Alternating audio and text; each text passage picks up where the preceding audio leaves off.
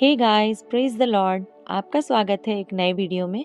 आज मैं आपके लिए लेकर आई हूँ एक 1 ईयर बाइबल रीडिंग कैलेंडर। अगर आप अपनी बाइबल को रोज़ नहीं पढ़ पाते हैं और आप कभी भी अपनी बाइबल कंप्लीट नहीं कर पाए हैं तो ये वीडियो आपके लिए है। इसमें ओल्ड टेस्टमेंट और न्यू टेस्टमेंट के सभी चैप्टर्स को इस तरह से लिया गया है कि आप 1 ईयर में अपनी पूरी बाइबल कंप्लीट कर पाएंगे। ये ऑडियो फॉर्मेट है, इसके साथ आप अपनी बाइबल को ओपन करके रीड कर सकते हैं। डे 1 से लेकर डे 365 तक के सभी चैप्टर्स मैं आपके लिए लेकर आई हूँ। डे 365 पर आप अपनी पूरी बाइबल कंप्लीट कर पाएंगे, इसलिए आप इसके द्वारा आशीषित हों। और अगर आपको ये वीडियो पसंद आती है तो आप अपने फैमिली और फ्रेंड्स से शेयर करें, और अगर आप चाहें तो आप सब्सक्राइब, लाइक और कमेंट भी कर सकते हैं। So praise the Lord, shalom to everyone. Let's get started. Day 62 chapter number 30 मन्नत मानने की विधि। फिर मूसा ने इज़राइली गोत्रों के मुख्य पुरुषों से कहा, यहोवा ने यह आज्ञा दी है, जब कोई पुरुष यहोवा की मन्नत माने या अपने आप को वाचा से बांधने के लिए शपथ खाए तो वह अपना वचन ना टाले। जो कुछ उसके मुंह से निकला हो उसके अनुसार वह करे। और जब कोई स्त्री अपनी कुंवारी अवस्था में अपने पिता के घर में रहते हुए यहोवा की मन्नत माने या अपने को वाचा में बांधे, तो यदि उसका पिता उसकी मन्नत या उसका वह वचन सुनकर जिससे उसने अपने आप को बांधा हो उससे कुछ ना कहे, तब तो उसकी सब मन्नतें स्थिर बनी रहें। और कोई बंधन क्यों ना हो जिससे उसने अपने आप को बांधा हो वह भी स्थिर रहे। परंतु यदि उसका पिता उसकी सुनकर उसी दिन उसको मना करे, तो उसकी मन्नतें या और प्रकार के बंधन जिनसे उसने अपने आप को बांधा हो उनमें से एक भी स्थिर ना रहे। और यहोवा यह जानकर कि उस स्त्री के पिता ने उसे मना कर दिया है, उसका यह पाप क्षमा करेगा।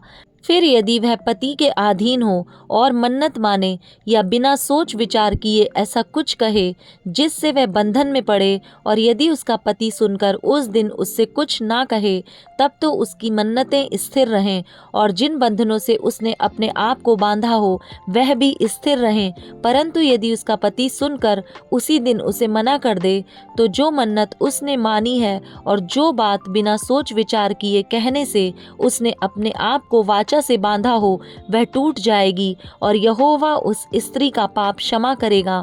फिर विधवा या त्यागी हुई स्त्री की मन्नत या किसी प्रकार की वाचा का बंधन क्यों ना हो जिससे उसने अपने आप को बांधा हो, तो वह स्थिर ही रहे। फिर यदि कोई स्त्री अपने पति के घर में रहते मन्नत माने या शपथ खाकर अपने आप को बांधे और उसका पति सुनकर कुछ ना कहे और ना उसे मना करे, तब तो उसकी सब मन्नतें स्थिर बनी रहें और हर एक बंधन क्यों ना हो जिससे उसने अपने आप को बांधा हो वह स्थिर रहे। परंतु यदि उसका पति उसकी मन्नत आदि सुनकर उसी दिन पूरी रीति से तोड़ दे, तो उसकी मन्नतें आदि जो कुछ उसके मुंह से अपने बंधन के विषय निकला हो उसमें से एक भी बात स्थिर ना रहे, उसके पति ने सब तोड़ दिया है। इसलिए यहोवा उस स्त्री का वह पाप क्षमा करेगा। कोई भी मन्नत या शपथ क्यों ना हो जिससे उस स्त्री ने अपने जीव को दुख देने की वाचा बांधी हो, उसको उसका पति चाहे तो दृढ़ करे और चाहे तो तोड़े।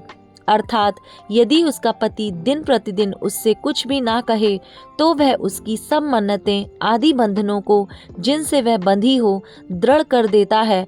उसने उनको दृढ़ किया है क्योंकि सुनने के दिन उसने कुछ नहीं कहा, और यदि वह उन्हें सुनकर पीछे तोड़ दे तो अपने स्त्री के अधर्म का भार वही उठाएगा।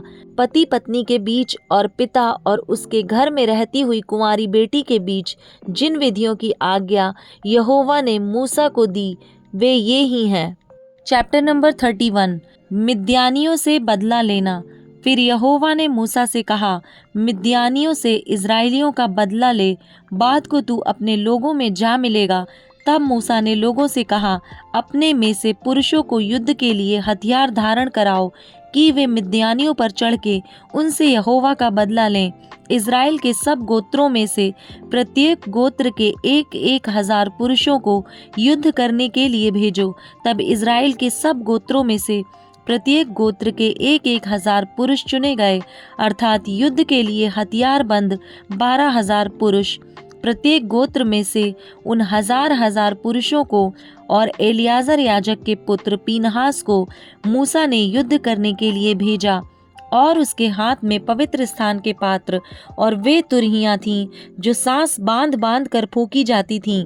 और जो आज्ञा यहोवा ने मूसा को दी थी उसके अनुसार उन्होंने मिद्यानियों से युद्ध करके सब पुरुषों को घात किया, और दूसरे जूझे हुओं को छोड़ उन्होंने एबी, रेकेम, सूर, हूर और रेबा नामक मिद्यान के 5 राजाओं को घात किया, और बोर के पुत्र बिलाम को भी उन्होंने तलवार से घात किया।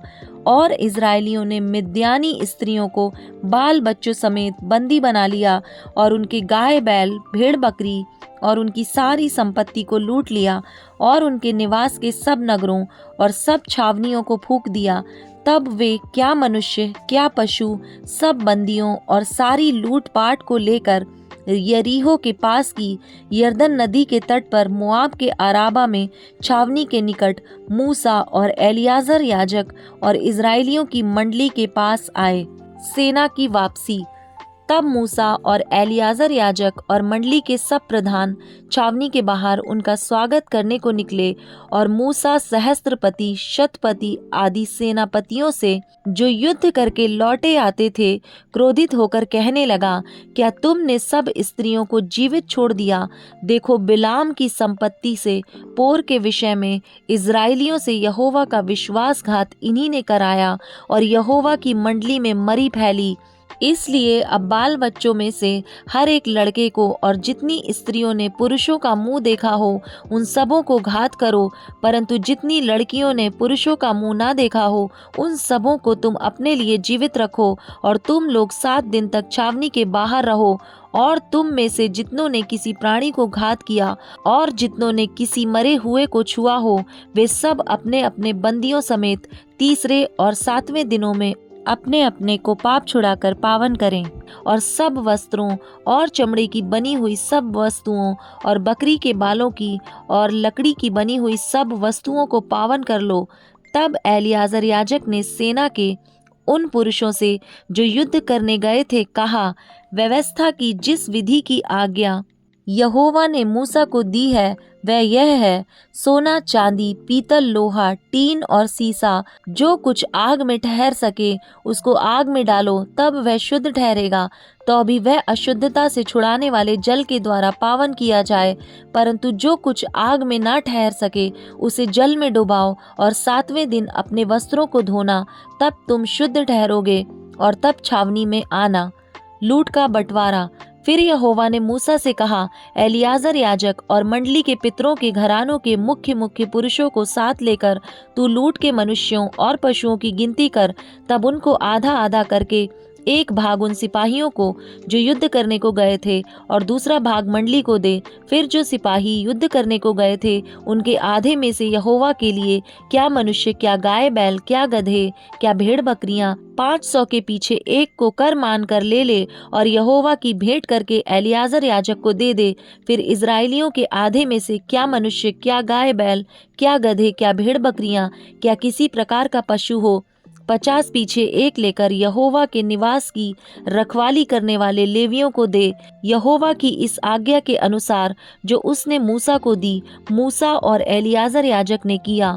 जो वस्तुएं सेना के पुरुषों ने अपने अपने लिए लूट ली थीं, उनसे अधिक की लूट यह थी, अर्थात 6,75,000 भेड़ बकरियां, 72,000 गाय बैल, 61,000 गधे, और मनुष्यों में से जिन स्त्रियों ने पुरुष का मुंह नहीं देखा था वह सब 32,000 थीं। और इसका आधा अर्थात उनका भाग जो युद्ध करने को गए थे, उसमें भेड़ बकरियां 3,37,500, जिनमें से 650 भेड़ बकरियां यहोवा की कर ठहरी, और गाय बैल 36,000, जिनमें से 72 यहोवा का कर ठहरे, और गधे 30,500, जिनमें से 61 यहोवा का कर ठहरे, और मनुष्य 16,000, जिनमें से 32 प्राणी यहोवा का कर ठहरे। इस कर को जो यहोवा की भेंट थी मूसा ने यहोवा की आज्ञा के अनुसार एलियाजर याजक को दिया। इज़राइलियों की मंडली का आधा 3,37,500 भेड़ बकरियां, 36,000 गाय बैल, 30,500 गधे और 16,000 मनुष्य हुए।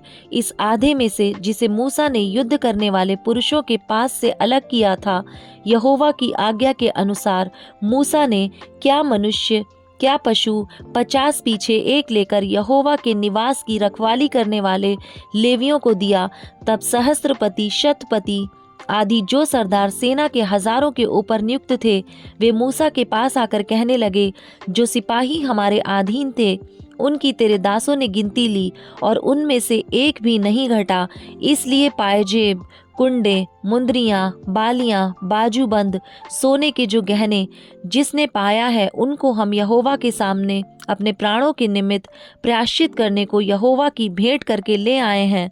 तब मूसा और एलियाजर याजक ने उनसे वे सब सोने के नक्काशीदार गहने ले लिए, और सहस्त्रपतियों और शतपतियों ने जो भेंट का सोना यहोवा की भेंट करके दिया, वह सब का सब 16,750 शेकेल था।